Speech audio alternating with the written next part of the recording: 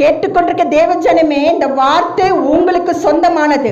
கனம் உள்ளதா விதைக்கப்படும் மகிமை உள்ளதா எழுந்திருக்கிறோம், பலவீனம் உள்ளதா விதைக்கப்படும் பலம் உள்ளதா எழுந்திருக்கப்படும். ஹல்லேலூயா. இந்த சத்தியத்தை நீங்க சற்று கவனிங்க.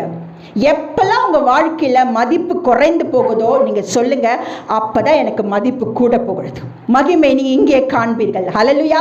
ஒருவேளை உங்களுக்கு ரெஸ்பெக்ட் கொடுக்கல, பரவாயில்ல, உங்களுக்கு ரெஸ்பெக்ட் வரப்போகுது. ஆமென். அப்படிதான் பவுல் சொல்லுகிறார். உங்களை வெட்கப்படுத்துறாங்களா, நீங்க தலை நிமிர போகிறீங்க. ஆமென்.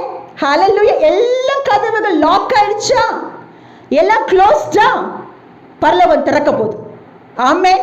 இங்க இந்த வாசல் திறந்தா பரலோகம் க்ளோஸ் ஆயிடும். அப்ப வேதம் சொல்லுகிறது என்ன தெரியுங்களா, எங்கெல்லாம் கேவலப்படுத்துகிற அவமானப்படுத்த நீங்க நினைச்சுக்கொள்ள கர்த்தர் உங்களை உயர்த்த போகிறார். ஆமென். உங்களை வேண்டாம் சொல்றாங்களா, கர்த்தர் வேணும்னு சொல்றாரு. ஆமென். உங்களை ஒதுக்குறாங்களா, கர்த்தர் அழைக்கிறார். அப்போ ஏன் தெரியுங்களா, அப்போ பவுல் சொல்றாரு, இப்படிலாம் பண்ணுகிற தேவன், அதற்கு நான் அந்த அன்புக்கு நான் பைத்தியமா இருக்கிறேன் என்று. கர்த்தர் ஒவ்வொரு நாளும் மக்களை இப்படிப்பட்ட ஜெபங்களை நீங்க செய்ய வேண்டும். அவர்கள் தான் மகிமையுள்ள வாழ்க்கை வாழ முடியும். ஏன் மகிமை சொல்றேன்னு தெரியுங்களா, என் வாழ்க்கை மகியற்றதா இருந்ததுங்க, மண்ணுக்கு சமமா இருந்தது மக்களே. மண்ணுதான், மண்ணின் விருப்பம். ஆனா கர்த்தர் சொல்ல, மகளே நீ கீழே பார்க்காத, மகளே நீ மேலே பார், மகிமையை பார்.